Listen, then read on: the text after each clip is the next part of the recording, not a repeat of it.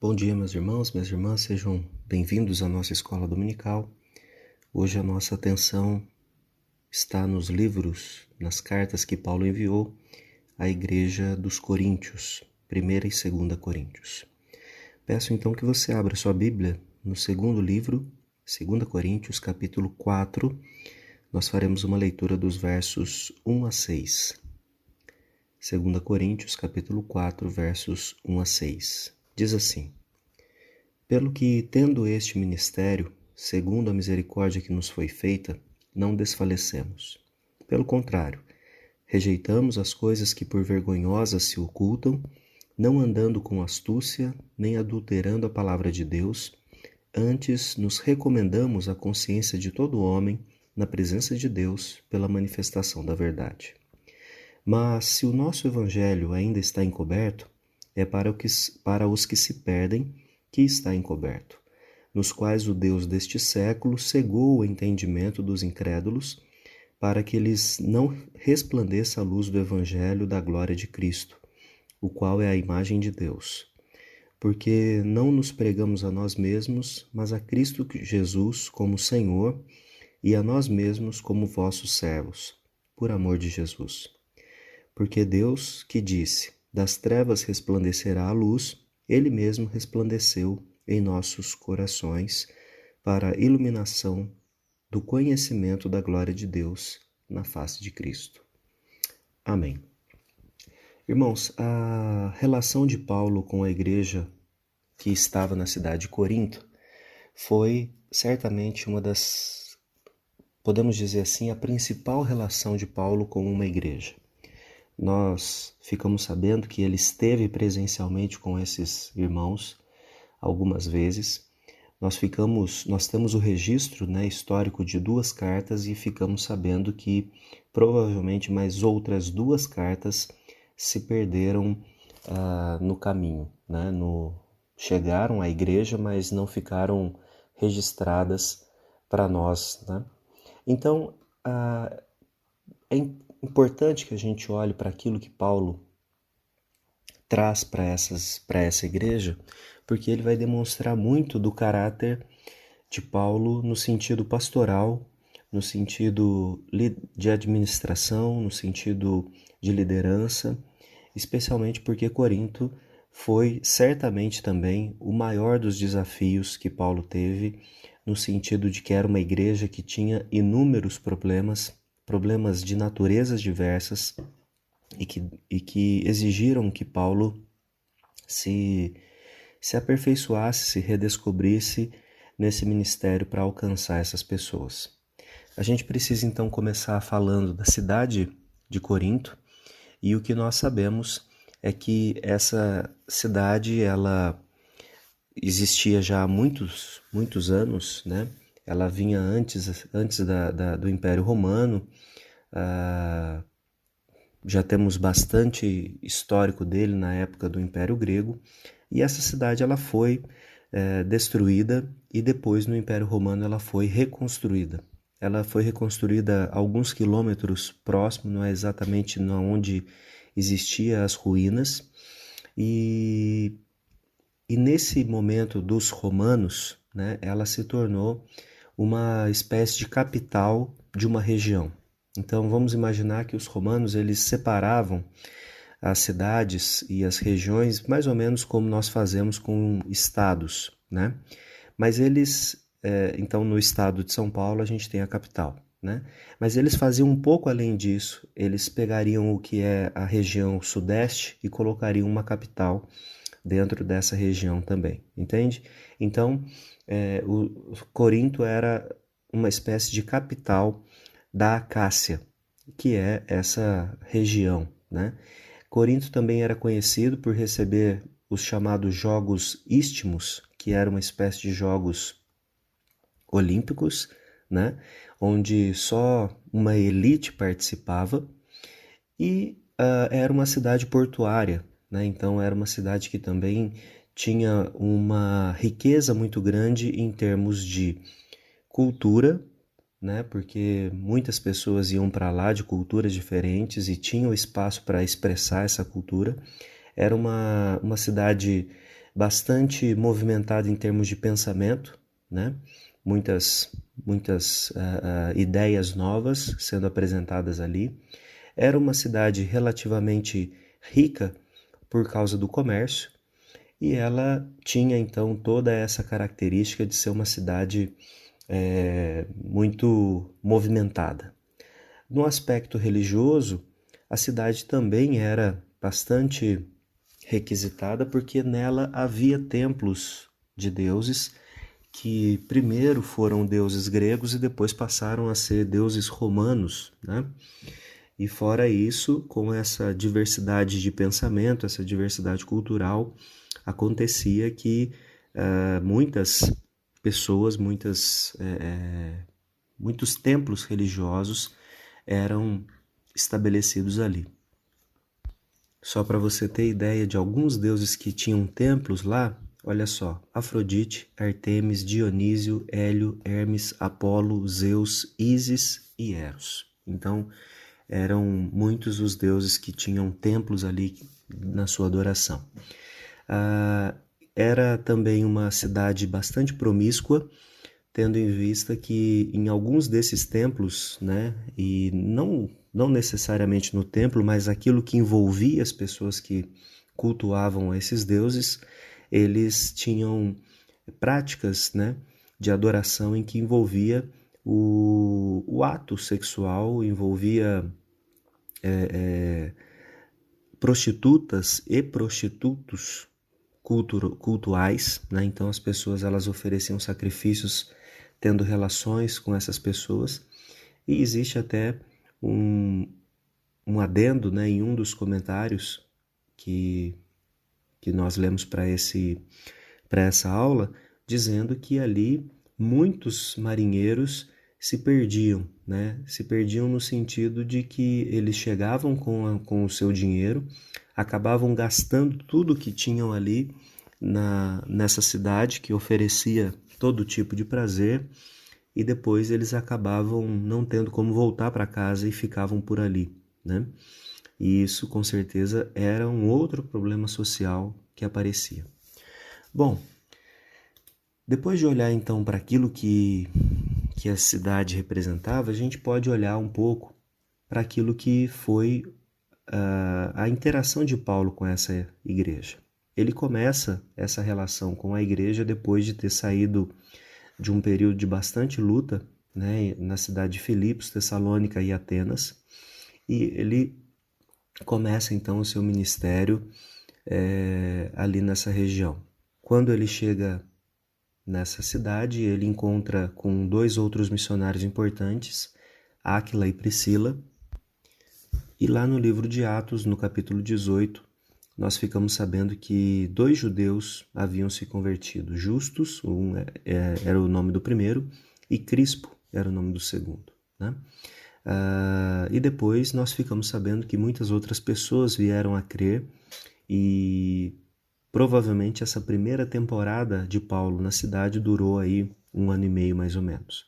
Logo depois disso, Paulo ele vai para a cidade de Éfeso, onde ele vai passar 3 anos, e lá ele escreve uma carta, que é a primeira carta, respondendo a alguns questionamentos e fazendo orientações a respeito do que estava acontecendo na igreja.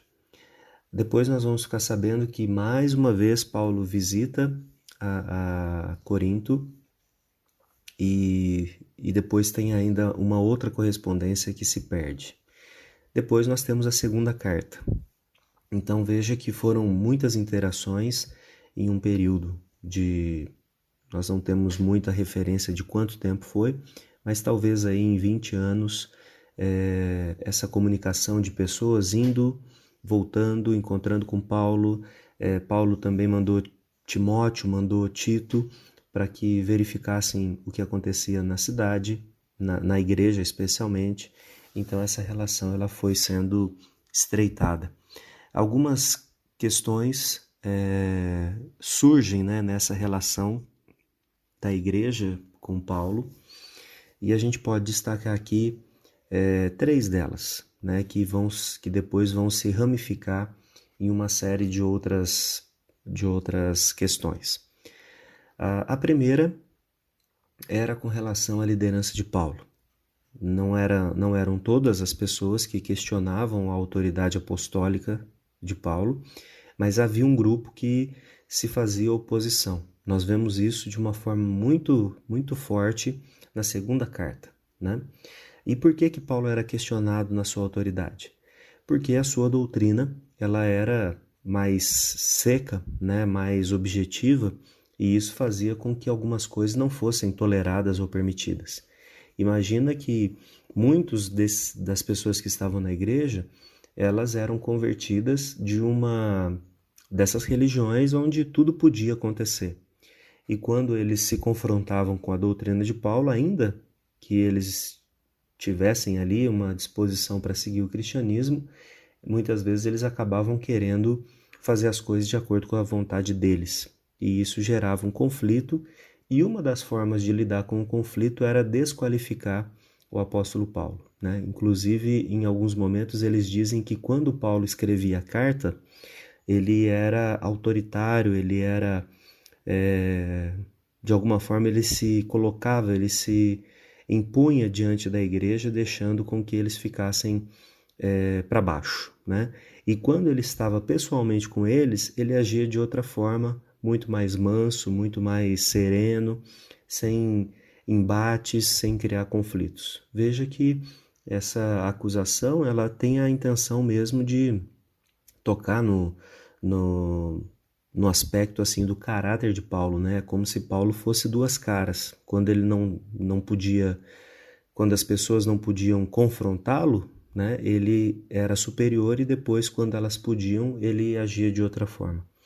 É claro que as pessoas vão ler, desde aquela época, né? Elas vão ler no tom que elas querem ler, né? Então, quando você escreve uma mensagem, a pessoa pode ler entendendo que você está falando numa boa, ou pode achar que você está agredindo. E isso já acontecia lá naquela época. Um outro tema grande dentro das cartas de Paulo, né, com relação a Corinto, é a questão doutrinária. Essa é uma questão que vai ter um impacto muito grande sobre a relação de Paulo com eles.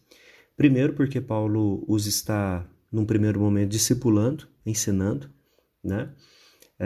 Em um contexto cultural muito difícil, né? Nesse sentido, é até importante a gente fazer uma reflexão, né? Será que é mais difícil a gente ensinar pessoas que estão vivendo em grandes cidades, em grandes centros, onde elas têm uma diversidade de pensamento muito grande, ou em pequenas cidades, pequenas regiões em que o pensamento ele é mais condensado, né? Não tem muitas novidades a respeito do pensamento. Me parece que no caso de Paulo aqui, com a igreja de Corinto, o evangelho ele foi aceito com uma facilidade maior, porque eles tinham essa predisposição a aceitar ideias novas. Então, vamos dizer assim que no primeiro momento foi tudo muito bem recebido, as pessoas acolheram a mensagem, entenderam parcialmente aquilo que precisava e estava tudo bem. Agora, no segundo momento, que é o momento da doutrinação, que é o momento onde as pessoas precisam crescer no conhecimento para que elas também passem a ensinar e a ser outros líderes dentro da comunidade, aí acontecia problemas. Porque nessa segunda fase ficava implícito, né? Não era nem implícito mesmo, era bem claro, né? Que elas precisavam testemunhar, mudando de vida, agindo de forma diferente. E aqui é que mora o problema, porque nesse momento alguns deles não queriam, e falsos mestres ainda surgiam, fazendo, como eu já disse, as acusações ao apóstolo Paulo. Dentro dessa questão doutrinária, Paulo precisa tratar nessa carta a respeito dos dons espirituais, né? E ele também, a gente poderia dizer, irmãos, que o tema das cartas de Paulo aos Coríntios é a salvação de Jesus. E aí você pode falar, nossa, mas é um tema, digamos assim, elementar, né, para uma igreja. E uma igreja tão grande, tão importante, a dedicação é a respeito desse tema, é exatamente isso que está acontecendo. Porque eles tinham, de certa forma, dificuldade em acolher, em entender, em submeter àquilo que era necessário, porque agora eles passaram a ser de Cristo, né? Então veja que o assunto de Paulo aqui com essa igreja não é tão simples assim. Depois, como eu estava falando, a gente tem a questão dos dons espirituais, e aí é claro que a gente vai entender que as pessoas que tinham essas manifestações dos dons espirituais eram convertidos, né? Mas eram pessoas que estavam usando, de certa forma, esses dons dados pelo Espírito para formar grupos dentro da igreja onde determinados dons eram mais importantes do que outros, né? Então, de modo simples, todos os dons que eram visíveis, que tinham alguma manifestação visível, eram reconhecidos como dons mais importantes, né? O da profecia, o de línguas, dons dessa natureza eram reconhecidos como mais importantes do que outros dons. Paulo então tem que passar um espaço grande da sua carta se referindo a isso e tratando dessas questões para eles. Um terceiro tópico, vamos dizer assim, do que Paulo faz nessas duas cartas é falar do comportamento, né? Então, a primeira é a questão da liderança, o segundo é a questão doutrinária e o terceiro é a questão do comportamento, que, é claro, vem em decorrência dos outros dois, né? E Paulo ele precisa tratar algumas coisas nessa carta, e uma coisa específica que nós vemos na primeira carta é que acontecia dentro da igreja uma situação de imoralidade sexual, né? Um filho tinha relação com a madrasta, né? Isso parece, né, pela forma como Paulo trata, era uma questão conhecida. As pessoas não faziam as coisas, as pessoas da igreja não tomavam uma posição com relação a isso, e Paulo então precisa se posicionar. E veja, irmãos, toda vez que um líder tem que se posicionar com relação ao assunto, se ele não faz com sabedoria, se ele não faz... Na verdade, eu posso dizer que se ele ainda que ele faça, né, com sabedoria, ele vai ser retalhado por uma parte das pessoas que acham que aquilo está certo, né? E Paulo então sofre muitas acusações a esse respeito, mas ele tem que se manter firme. Era uma coisa que estava errada. Essa pessoa ela precisava, porque ela não se mostrava arrependida, ser expulsa da igreja. Então era uma relação bastante conturbada nesse sentido. Uma outra coisa que nós podemos destacar com relação ao comportamento desses irmãos era o aspecto de que eles não conseguiam resolver as suas questões dentro da igreja, né? Eles tinham embates dentro da igreja e esses embates eles eram levados para tribunais para ser resolvidos de maneira na esfera pública. Paulo então também vai tratar dessa questão porque isso gerava mau testemunho para a igreja, né? Imagina, era uma igreja que não conseguia resolver, uma irmandade, vamos dizer assim, que não conseguia resolver os seus próprios problemas, né? E eles então precisam colocar isso para que juízes pagãos resolvessem, né? Era certamente uma questão que trazia mau testemunho. Paulo, no capítulo 15 da primeira carta, vai fazer uma grande exposição da ressurreição que implica, né, no entendimento de que esses irmãos eles tinham dificuldade ainda com isso, e mais ou menos esse é o esboço do que nós temos nessas duas cartas, tá bom? Vou ser breve hoje, só colocando esses pontos aqui, e espero que você possa fazer a sua leitura aí. Se tiver dúvidas, você já sabe, pode trazer para nós, para a gente crescer juntos como igreja, tá bom? Deus abençoe você, sua família, e que você cresça sempre no entendimento e no conhecimento bíblico. Um grande abraço e até a próxima.